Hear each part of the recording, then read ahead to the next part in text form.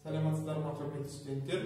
Мен Дінмұхаммед Сәкенұлы, Алматы қаласы денсаулық сақтау басқармасының жоғарғы медицина колледжі номер 2 жалпы кәсіби пәндер бөлімінің психология негіздері және коммуникативті дағдылар пәнінің оқытушысымын. Бүгін бізде қашықтан оқыту бойынша мергер ісі мамандығының 18-02 тобымен тәжірибелі сабақты өтеміз. Сабақты бастау үшін студенттерді түгелдеп алсақ. Саламатсыздар ма, құрметті студенттер? Кім сабаққа қатысып отыр, үлес белгісін қойсын. Саламатсыздар ма, құрметті студенттер? Бүгінгі біздің сабағымыздың тақырыбы тиімді қарым-қатынас жасау қағидалары. Қарым-қатынас жасаудың вербальдық және вербальдық емес тәсілдері және көшбасшылық. Сабақтың мақсаты медицина қызметкерлерінің науқаспен қарым-қатынас жасауда вербальды және вербальды емес қатынастарды қолдануға үйрету, мейірбикенің коммуникативтік құзыреттілігін дамыту. Сабақтың жоспары: вербальды қарым-қатынас түрлері, вербальды емес арақатынасу түрлері және көшбасшы. Адамдардың арақатынасы белгі жүйесі арқылы іске асырылып, мәлімет алмасу және әрекеттесу мүмкін. Арақатынастың, яғни коммуникацияның екі түрі бар: вербальды коммуникация және вербальды емес коммуникация. Вербальды коммуникация дегеніміз қатынасудың белгілі жүйесі ретінде сөйлей алу қабілеті пайдаланылады. Ол коммуникацияның негізгі бөлшегі болып табылады. Себебі сөйлеу арқылы мәлімет берілгенде сөйлемнің мән-мағынасы барынша сақталады. Қарым-қатынас нәтижесін толығымен суреттеу үшін сұхбаттың мақсатын, міндетін жан-жақты түсіну керек. Вербальды коммуникация сөз арқылы науқасқа әсер ету өте мағыналы ем құралы. Бұл әдісті нәтижелі қолдану үшін мейірбикеге арнайы дайындық, ерекше адамгершілік қасиет, жоғары тәжірибе қажет. Медицина қызметкерлерінің қажетті сөзді дұрыс қолдана білуі, науқасқа сөз арқылы нақтылы және тиімді әсер етуі өте күрделі, ерекше дайындық қажет ететін және тәжірибе арқылы қалыптасатын қасиет.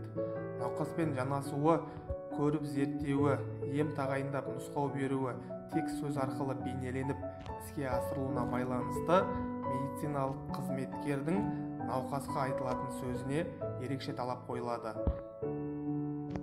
Сөздің психологиялық әсері: медициналық қызметкердің әрбір сөзіне науқастың психологиялық оң не кері әсерін тез арада бағалап, оған беретін жауабына ойына байланысты болады.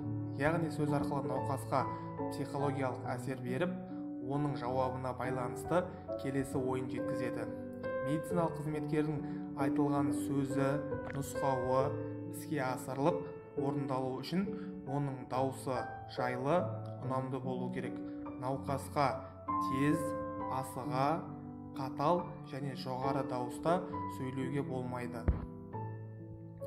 Медициналық қызметкердің керісінше негативті әсері: медқызметкердің қалыптан тыс, орынсыз айтылған сөздері науқасқа психологиялық зиян келтіріп, түрлі қарым-қатынас қайшылықтарына әкеліп соғады.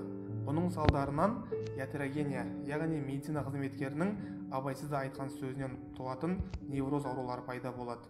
Бұның алдын алу үшін медицина қызметкері сөзін толық ойластырып, науқасқа тиісті мөлшерде ғана мәлімет беруі керек. Науқасқа сөгіс айту немесе ескерту жасау: науқас ауруханада емделу тәртібін және режимді бұзуына байланысты оған сөгіс айтылады немесе ескерту жасалады. Мұндай жағдайда туғанда медицина қызметкері нақты, анық, дәл және қысқа сөйлейді. Әңгіме нәтижесінде ауру адам дәрігердің айтқанын толық түсініп қабылдау керек. Медициналық қызметкер ашу-ыза кейіп көрсетпей, объективті және сыпайы, әдепті қарым-қатынас жасағаны дұрыс. Вербальдық қарым-қатынас әсерлі шығу үшін біз оған қосымша вербальды емес әдістерді пайдаланамыз. Яғни оларға қатынасушылардың мимикасын зерттеу, дене қалпын зерттеу, қас-қабағын, көзқарасын зерттеу, қол қимылдарын зерттеу және дауыс ерекшеліктері мен тембрін зерттеу кіреді. Оптика, кинетикалық белгілерге жест, мимика, пантомимика құралдары жатады. Бұлар дене мүшенің моторикасын, адамның эмоционалдық реакцияларын сипаттайды, қатынасудың әсерін жоғарылатады. Пантомимика дегеніміз адамның дене қимылы, мимика дегеніміз бет қимылдары және жестикуляция қол қимылдары жатады. Вербалды емес қатынастың бір бөлшегі визуалды қатынасу, яғни көз арқылы жанасу. Көз арқылы жанасу арқылы біршама мәлімет алуға болады. Мысалы, науқастың көз шашыраңқы қарауы немесе тік қарауы, шетке қарауы адамның қатынасуға назарының немесе ниетінің жоқтығын білдірсе, ал тіке қарау оның құштарлығын, даярлығын білдіреді. Қатынасу үстінде адамға тіке қарау мезгілі 3 секундтан аспау керек. Одан асатын болса науқаста дискомфорт жағдайы немесе агрессия туғызуы мүмкін. Тағы да көзбен жанасу мәдениетаралық ерекшеліктерге де байланысты болып келеді. Науқастың бет әлпеті науқастың нағыз ойын, сезімдерін және эмоцияларын айқындайды. Бет әлпеті науқастың психологиялық құбылыстарын сипаттайды. Қорқуын, қайғыруын. Мысалы, ерінің бұрыштары төмен түсіп тұрса, науқастың қайғыру үстінде екенін білдіреді. Келесі бізде вербалды емес қарым-қатынастың бір компоненті дене қимылдар және дене қалпы. Науқастың жүріс мәнері, оның физикалық жағдайын, көңіл күйін сипаттайды. Қол сермеу және дене қалпы пациенттің мінезі мен көңіл күйін көрсетеді. Толқу үстінде науқас үнемі басының бетінің әр жерін қолымен тиіп кетіп немесе уқалап сипалап тұрады. Егер науқас медициналық қызметкерді мұқият тыңдаса, мынандай дене қимылы байқалады. Қолдары иегінде, басы сәл еңкейген, қолдарының саусақтары төмен және тағы басқа белгілер кіреді. Келесі компонент бізде позалар. Позалар екіге бөлінеді: ашық поза және жабық поза. Ашық позалар науқастың ара қатынасқа және әрекетке деген даярлығын көрсетеді.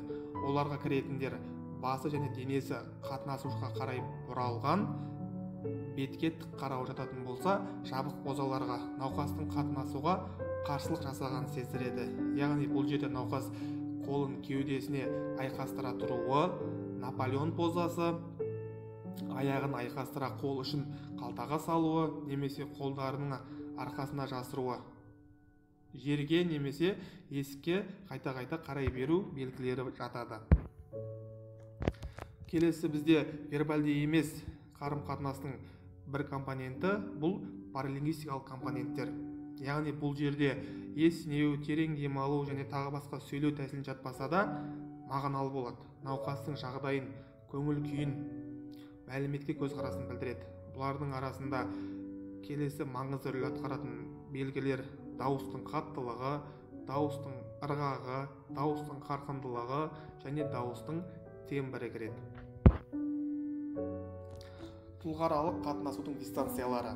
Кез келген адамның өзінің қатынасу дистанциясы бар. Ол өзін сол қатынасу дистанциясында ыңғайлы сезінеді. Соған байланысты дистанция 4 түрге бөлінеді. Бірінші, 0 және 45 см арасындағы дистанция интимдік дистанция. Бұл өте жақын адамдар арасында, ана мен бала немесе ерлі-зайыптылар арасында қолданылатын дистанция. Екінші түрі 45 және 120 см арасы. Бұл жекелік дистанция. Яғни әлеуметтік жағдайы біркелкі адамдардың сұхбаттасуында қолданылады. Үшінші арақашықтықтың түрі 120 және 400 см аралығы. Бұл әлеуметтік дистанция. Яғни формальды ресми сұхбаттардың арақатынасында қолданылады. Егер науқасқа өзін ыңғайлы сезінетін қашықтықты таңдауға мүмкіндік берілетін болса, науқас өзін 2 метр қашықтықта ыңғайлы сезінеді. Төртінші түрі 4 және 7,5 метр аралығы. Бұл көпшілік дистанциясы. Яғни бұл жерде бірнеше адам қатысады. Мысал ретінде алатын болсақ, жиналыстарды, конференцияларды айтуға болады. Суреттерден қарасақ, дистанцияның түрлері берілген.